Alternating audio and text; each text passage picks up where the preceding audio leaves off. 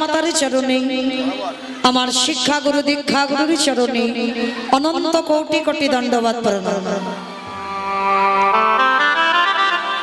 তারপরে যাদের কথা না বললে বাবা সব থেকে বড় ভুল হয়ে যাবে, সব থেকে বড় অপরাধ হয়ে যাবে। যে দাদা ভাই, যে বাবা ঠাকুর, যে ভাইদের ঐকান্তিক প্রচেষ্টায় আজকের এই যে মহতি নাম যজ্ঞানুষ্ঠান, যাদের উদ্যোগে আজকের এত সুন্দর ভক্ত পদধূলা, এমন সুন্দর হরিনাম সংকীর্তনের আয়োজন যারা করেছে, কীর্তন জগতের সর্বকনিষ্ঠতম কীর্তনিয়া হয়ে আমি মৌমিতা ঘোষ আমার সম্প্রদায়ের তরফ থেকে তাদের চরণে রইল কোটি কোটি দণ্ডবাদ প্রণাম। আরো বিশেষ করে জানালাম আমার যে দাদা ভাই নিমন্ত্রিত করে এনেছেন, বসে আছেন মাননীয় ডাক্তার বাবু, আপনারা চেনেন, আপনারা হয়তো জানেন, যিনি আমাকে আজকে নিমন্ত্রিত করে এনেছেন। আর আরো একজন বসে আছে আমার খুব কাছের মানুষ, আমার জামাই বাবু সম্পর্কে খুব কাছের জন। তো যাই হোক, আমার জামাই বাবুর চেম্বারে আমার ডাক্তার বাবু যান, খুব হিতাহিত আছে, যার জন্য ওনাদের কৃপাতে আপনাদের মতো ভক্ত চরণ ধুলায় আসা। তো কীর্তন জগতে সর্বকনিষ্ঠতম কীর্তনিয়া হই ওই দাদা ভাই আমার ডাক্তার বাবুর চরণে রইল কোটি কোটি দণ্ডবাদ প্রণাম। তবে বাবা, এই যে এত সুন্দর হরিনাম সংকীর্তনের আয়োজন যারা করেছে, আগে আমাদের জানতে হবে বাবা, এটা কলিযুগ, আর কলিযুগে যাগযজ্ঞ নয়, ব্রত পূজা নয়, ধ্যান তপস্যা নয়, হরির নাম হরির নাম হরির নাম ওইব কেবলম কলৌ নাস্তেব্য নাস্তেব্য নাস্তেব্য গতির অন্যথা। কলির মানুষের হরিনাম ছাড়া কোনো গতি নাই, কোনো গতি নাই, কোনো গতি নাই। আপনারা প্রশ্ন করবেন, মৌমিতা ও তো সব কীর্তনিয়ারা বলে হরিনাম করো, হরিনাম শোনো, ভগবানকে ভালোবাসো, একাদশীর উপবাস করো, ভগবানের চরণে তুলসী দাও, ভগবান ছাড়া তোমাদের কোনো মুক্তি নাই, কোনো গতি নাই। এ সব কীর্তনিয়ারা বলে, আর আপনারা শুনে সব বাড়িতে চলে যায়। কিন্তু না, এটা কীর্তন শোনা নয়। কীর্তন শুনতে গেলে বাবা আগে একটু অনুভব করতে হবে, একটু বিচার করতে হবে। এই কীর্তন শুনতে যখন দাঁড়িয়েছি বা গাইতে যখন দাঁড়িয়েছি বাবা, এই কীর্তন শুনবার আগে বা গাবার আগে আমাদের সবাইকে জানতে হবে, এই কলিযুগে হরিনাম হচ্ছে একমাত্র শেষের দিনের সম্বল। যদি বলে কেন বললাম বাবা এত বড় কথা, একটু বাস্তবের সঙ্গে মিলিয়ে দেখেন, হরিনাম ছাড়া কি মানুষের গতি আছে? কোনো গতি নাই হরিনাম ছাড়া। এই জগতে বাবা যে যত ধনী হোক না কেন, যার যত টাকা থাকুক না কেন, যার যত অর্থ থাকুক না কেন, মনে রেখো শেষের দিনে কিন্তু বাবা কেউ তোমার আপন নয়। এইটা যে যত তাড়াতাড়ি বুঝে যাবে বাবা, তার ভগবত কৃপা হবে, কেউ তোমার আপন নয়। এই যে সবাই আমরা আগলে বসে আছি না, ছেলে আমারে, মেয়ে আমারে, জায়গায় আমারে, জমি আমারে, বিষয় আমারে, বৈভব আমার, কিন্তু যতই আমারে আমারে করো না কেন,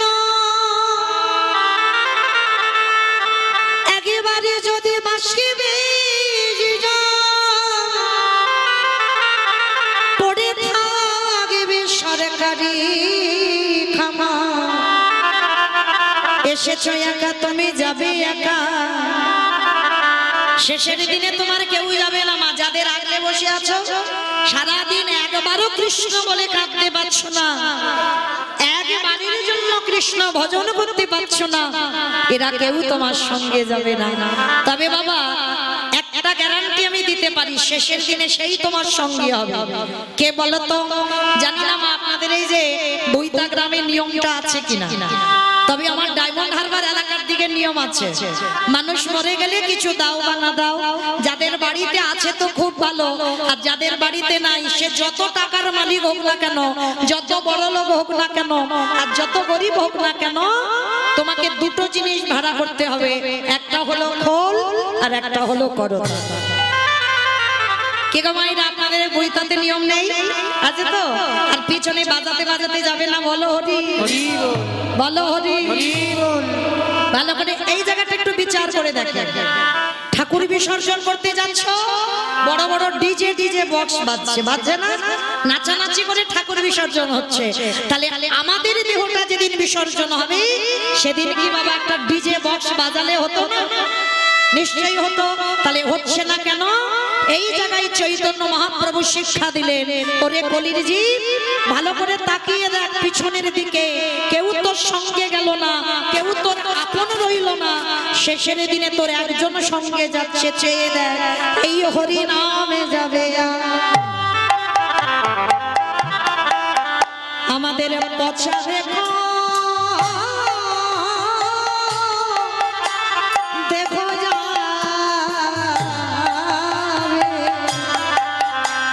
যেদিনে তুমি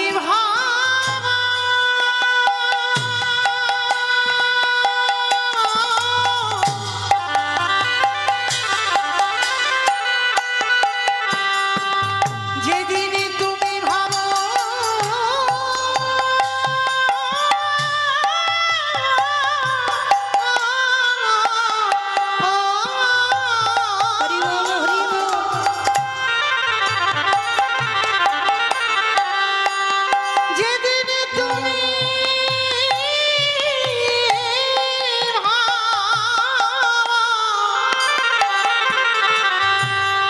ওই ভব পারে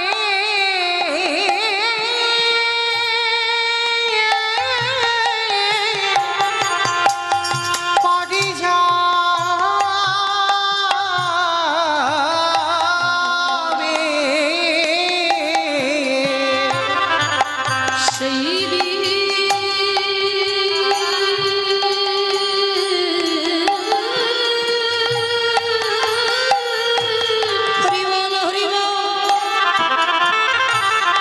সেই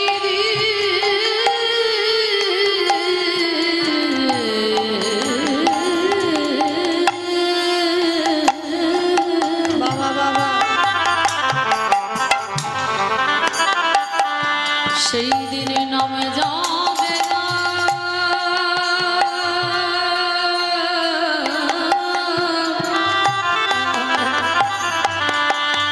আর এই পচা দেহ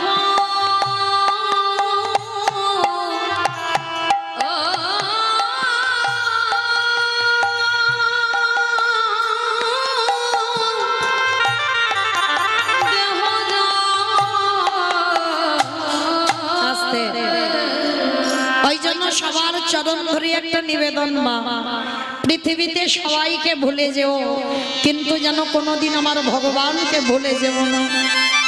এই পৃথিবীতে তোমার ভগবানের মতো আপনজন আর কেউ হবে না।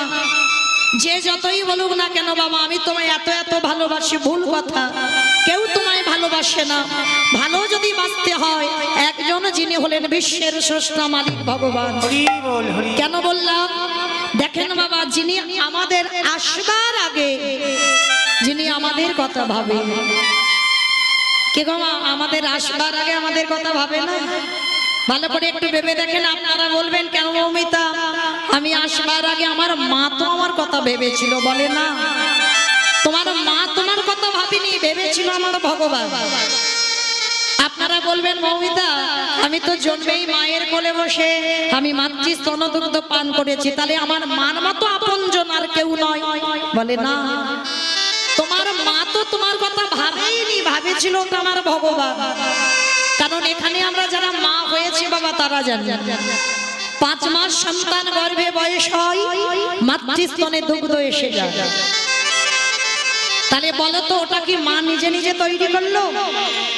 মা যদি নিজে তৈরি করতে পারতো তাহলে একজন নারীকে বলো তো গর্ভে সন্তান আসবার আগে স্তনদুগ্ধ তৈরি করে দেখাও, পারবে না। কেন পারবে না? আজ পর্যন্ত কোনো বৈজ্ঞানিক পারলো না ওই স্তনদুগ্ধটা কেমন তৈরি হবে, কতটুকু গরম, কতটুকু ঠান্ডা, কতটুকু পাতলা, কতটুকু মোটা, কতটুকু তিতো, কতটুকু লঙ্কা, কতটুকু মিষ্টি দিলে একটা স্তনদুগ্ধ তৈরি হয়, আজ পর্যন্ত কোনো বৈজ্ঞানিক ভাবেনি। ভেবেছিল আমার বিশ্বের স্রষ্টা মালিক ভগবান। তাহলে আমাদের আসবার আগে যে আমাদের খাবার চিন্তাটা করে নেয়, যে একদিনের বাচ্চা জন্মেই সে কি খাবে তার ভাবনাটা সমাজে কেউ ভাবে না, সমাজে ভাবে একমাত্র আমার ভগবান। তাই পৃথিবীতে সবাইকে ভুলে দেব, কিন্তু আমার ভগবানের চরণ যেন কোনোদিন ভুলো না। তো চলেন আজকে সেই ভগবানের চরণ আশ্রয় করে আমরা সবাই একত্রিত হয়েছি মা। তো চলেন আজকে আমরা সবাই যাব কিছুক্ষণের জন্য সিধা নদিয়া নবদ্বীপ। কি মাইরা সবাই নদিয়ায় যাবেন? তো সবাই যাবেন? হাই ভগবান, সবাই চলে গেলে তাহলে কীর্তন হবে কাকে নিয়ে? কেউ যাব না, সবার দেহ থাকবে এখানে। কারণ এখন রাত 9টার সময় বাবা যেতে পারবে নবদ্বীপ? পারবে না। আর যদি বা যেতে চাও এক্ষুনি তোমার স্বামীর অনুমতি নিতে হবে, ছেলে বৌমার কাছ থেকে অর্ডার নিতে হবে, তবে তুমি নবদ্বীপ যেতে পারবে, বৃন্দাবন যেতে পারবে, না হলে না। কিন্তু একজনকে বাবা কোনো কৈফিয়ত দিতে হয় না, সে কে বলো তো? মন। এই মনের সঙ্গে দেহের বাবা কোনো সম্পর্ক নাই। থাক আপনার স্বামীর কাছে তোমার দেহটা, থাক আমাদের এই দেহটা ছেলে বৌমাদের কাছে, কিন্তু মনগুলো চলে যাবে সুরধনী গঙ্গার তীরে। তাহলে মায়েরা চলেন একটু সুরধনী গঙ্গার তীরে গিয়ে দেখবো সত্যতে নারায়ণ, ত্রেতাতে রামচন্দ্র, দাপরে কৃষ্ণ, আর কলিতে হলেন শ্রীকৃষ্ণ চৈতন্য মহাপ্রভু। যেদিনে প্রভু আমার নদিয়ায় এলেন, নদিয়ার ভাবটা কেমন ছিল? আজ নদী গা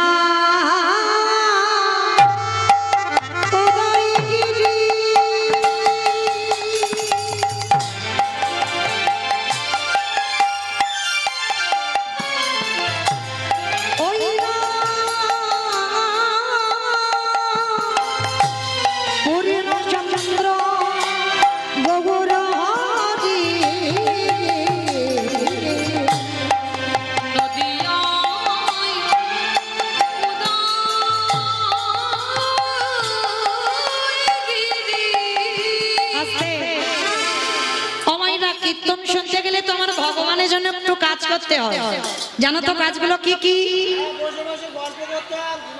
হাই দেখো, বসে বসে নাকি গল্প করতে হয় না, আর ঘুমাতে হয়। কীর্তন শুনতে গেলে ওই দুটো দরকার না? তাহলে কি দরকার? শঙ্কর ধ্বনি, উলুদ ধ্বনি, আর যাদের যাদের হাত এসেছে, যাদের হাত নাই বলবো না। কি মাইরা সবাই বাবা হাত আছে তো? যাদের আছে কই একবার দেখান তো। নিতাই গৌর প্রেমানন্দে হরি বল, হরি বল, হরি বল। বাহ, কই এবার একটু প্রেম সে উলুদ ধ্বনি দিয়ে দেখান তো একবার। আজ নদী গা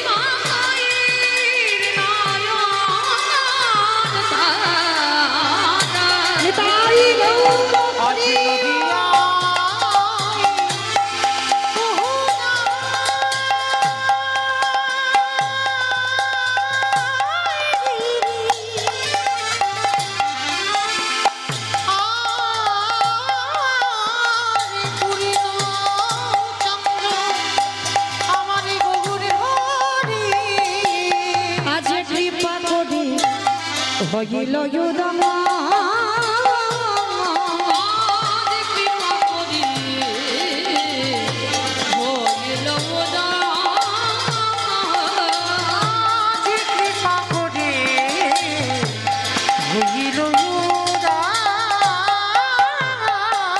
ওই না সোনার নদী হাতে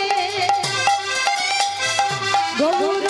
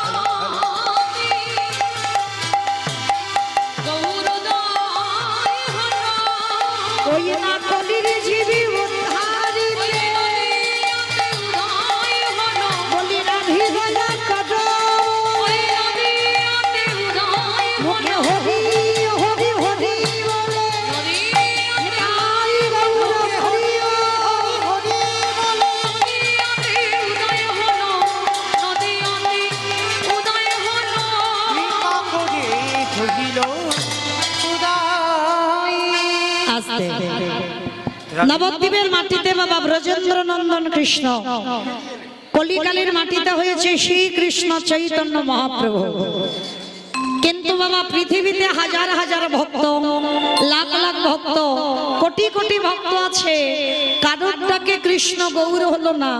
শুধুমাত্র একজনই ভক্ত 12 বছর তুলসী ভাসিয়ে আমার কৃষ্ণকে নদিয়ার মাটিতে গৌর করেছিল। সে কে না? শান্তিপুরের মাটিতে বাবা বুড়ো অদ্বৈত আচার্য গোসাই। আমাইরা অদ্বৈত আচার্য চেনো তো? তোমাদের গ্রামে কিন্তু কেউ নয়। ওই যে পঞ্চতত্ত্ব ছবি আছে, শ্রীকৃষ্ণ চৈতন্য প্রভু নিত্যানন্দ শ্রী অদ্বৈত গদাধর শ্রীবাস আদি গৌর ভক্তবৃন্দ। মাঝখানে যে ছেলেটা নিমাই, ওটা আমরা সবাই বলতে পারবো বাবা। একটা বাচ্চা মানুষকে জিজ্ঞাসা করো, সেও বলে দেবে। কিন্তু ওই ছেলেটা ডান দিকে দেখবেন একটা বয়স্ক লোক দাঁড়িয়ে আছে, মানে চুল গোপ দাড়িগুলো সব পেকে সাদা। কেন? আমার মহাপ্রভুর থেকে 52 বছরের বড়, মানে 1-2 দিনের বড় নয়, 52 বছরের বড়। যার জন্য বাবা ওইরকম চুল গোপ দাড়িগুলো সাদা হয়ে গেল পেকে। আর এনারই ডাকে কৃষ্ণ নদিয়ার মাটিতে গৌর হয়ে এসেছে। তবে মায়েরা আজকের আমাদের জানা দরকার, পৃথিবীতে হাজার হাজার ভক্ত, লাখ লাখ ভক্ত, কোটি কোটি ভক্ত আছে, কারোর ডাকে এলো না। একেবারে শান্তিপুরে বুড়োর ডাকে কেন এলো? তাহলে বাবা ঠাকুর মনে রাখতে হবে ওই বুড়ো মানুষটার পাওয়ারটা কত ছিল, তাই না? যার জন্য এত ভক্ত থাকতে এলো না, একেবারে ওই বুড়োটার ডাকে এলো। তাহলে বুড়োটাকে, যার একটা নাম হলো মৃত্যুঞ্জয়। বাবা ঠাকুর বলেন তো মৃত্যুঞ্জয় কোন ঠাকুরকে বলে? শিব ঠাকুরকে। বাবা, শিব ঠাকুরের একটা নাম হলো মৃত্যুঞ্জয়। কেন না? ওই একজনই বাবা শুধু মৃত্যুকে জয় করেছিলেন। মানে সত্য, ত্রেতা, দাপর, এই 3টে যুগে আমার বাবা ভোলানাথের কোনো রূপ পরিবর্তন হয়নি, একই শিব। আর এই যে ফাল্গুন মাসে বাবা 24 তারিখে একটা ব্রত গেল, বলতে পারবে? কারণ মনে আছে কি ব্রত? জন্মাষ্টমী। ফাল্গুন মাসে জন্মাষ্টমী গেছে, মানে খিচুড়ি স্কুলে যাই না। বলো কি গেল ফাল্গুন মাসে? হ্যাঁ, গৌর পূর্ণিমা। ফাল্গুন মাসে 24 তারিখে নাকি গৌর পূর্ণিমা গেল।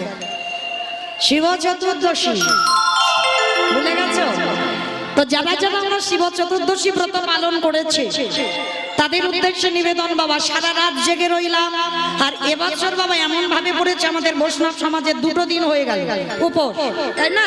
অনেক অনেক মানুষরা 2 দিন হয়ে গেছে শিব চতুর্দশী ব্রত। কিন্তু এই যে শিব চতুর্দশী ব্রত আমরা পালন করলাম, সারা রাত জেগে থাকলাম, সারা রাত জেগে বাবার মাথায় জল দিলাম, সারা রাত অনাহারি অনিদ্রায় কাটালাম। কিন্তু একটা কথা কান খুলে শুনে নাও, বাবা কিন্তু কলিযুগে কোনোদিনই আসেনি, শিব রূপে কোনোদিনই আসেনি। বাবা তো অদ্বৈত আচার্য। কিন্তু এই জায়গাটাই মা প্রত্যেকের মনে একটা প্রশ্ন জাগছে না? সত্যতে শিব হলো, ত্রেতাতে শিব হলো, দাপরে শিব হলো, কিন্তু কলিযুগে কেন শিব হলো না? তার একটাই কারণ। কি কারণ? পাপ কোনোদিন বাপকে ছাড়ে। এই কথাটা বাবা চলতি কথা, আমরা মাঝে মাঝে বলি তুই পাপ করছিস তো মনে রাখবি পাপ কোনোদিন বাপকে ছাড়বে না।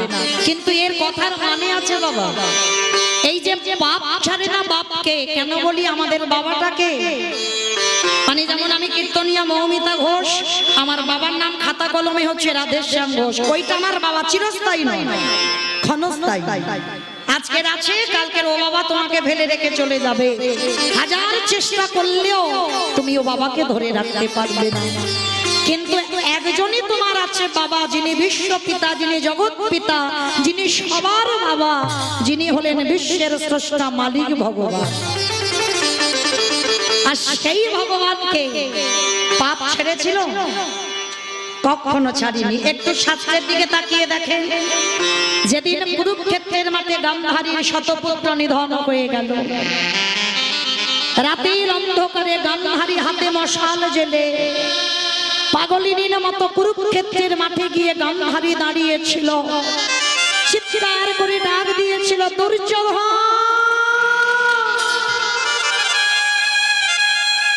দুঃশাসন, আমার একটা ছেলে যেন মা বলে ডাকা, কিন্তু একটাও ছেলে মা বলে ডাকার ছিল না। কুরু বংশটা ধ্বংস হয়ে গেল। গান্ধারী যখন কাঁদছে, আমার স্বয়ং কৃষ্ণ দয়াময় হেসে বলেছিল, পিসিমা পিসিমা কাঁদো কেন? আস্তে মা, আস্তে, একটু আস্তে।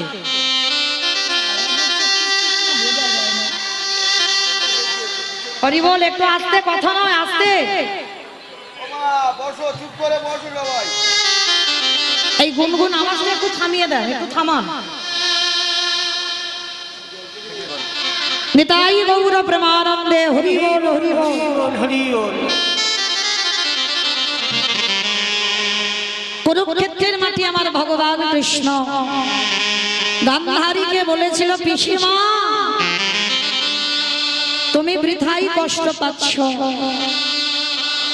তোমার এই যে 100টা ছেলে কুরুক্ষেত্রের মাঠে ধ্বংস হলো, মনে রেখো পিসি, 100টা ছেলে তো তোমার নয়, 7টাকে তো তুমি চুরি করেছো। এই জায়গাটা বাবা ভালো করে আস্বাদন করবেন। ভগবান আজকের গান্ধারী পিসিকে বলছে, 7কটা ছেলেকে তুমি চুরি করেছো। আর চোরের ধন বাটপাড়াই তো নেয়। কি বাবাটাকে চোরের ধন তো বাটপাড়াই নেয় না, কথাটা বলি না মাঝে মাঝে। তো কৃষ্ণ দয়াময় বলছে, পিসিমা তোমারও 100টা ছেলে তুমি চুরি করেছো, কেউ তোমার নয়। বলে কৃষ্ণ, আমি 100টা ছেলে চুরি করেছি? বলে হ্যাঁ।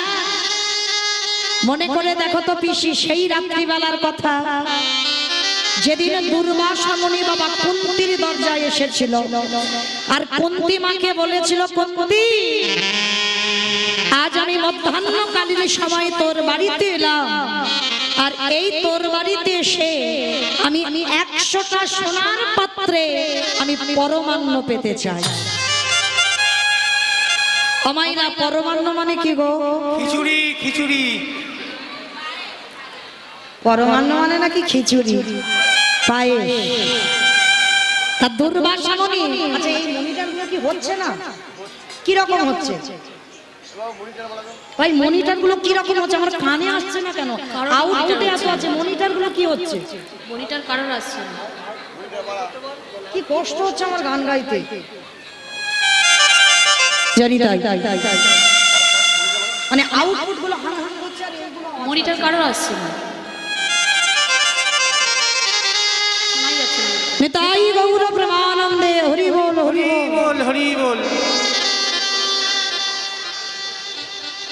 আজকের সেই দুর্বাসা মুনি গিয়েছিল কুন্তিমার দরজা, আর কুন্তিমার দরজায় গিয়ে বলেছিল, কুন্তি আজ আমি তোর দুয়ারে এসেছি, 100টা পাত্রে আমায় পরমান্ন দিতে হবে। এখনকার যেমন সোনার মূল্য বাবা, তখনকার দিনে এত নয়। তো কুন্তি জোগাড় করেছিল 99টা সোনার পাত্র, আর একটা পাত্র পাইনি বলে নিজের বক্ষ থেকে কাপড়টাকে সরিয়ে দিয়ে ওই গরম ফুটন্ত পরমান্নটা নিয়ে নিজের বক্ষের উপরে ঢেলে দিয়েছিল। আর বক্ষের উপরে ঢেলে দিয়ে যেই না দুর্বাসার চরণে দিল, দুর্বাসা দেখা মাত্র চমকে উঠেছে। অসম্ভব, এটা তুই কি করছিস মা? আমি তোকে বলেছি 100টা সোনার পাত্রে দিতে, আমি তো তোকে হৃদয় পাত্রে বলিনি। বাবা ঠাকুর, আমি 99টা পাত্র জোগাড় করেছি, কিন্তু আমি তো একটা পাত্র পাই নাই।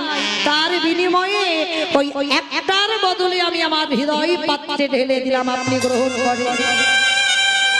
দুর্বাসা মুনি বলেছিল, আহারে এত প্রেম, এত ভক্তি, এমন করে বৈষ্ণব সেবা, যা এই যে তোর ভক্তিতে আমি সন্তুষ্ট হলাম, তুই স্নান করে আয়, শুদ্ধ বসন পরিধান করে আয়, এই যে 100টা পাত্রে আমায় সেবা দিলি, আমি তোকে বর দেব, তুই শত পুত্রের জননী হবি।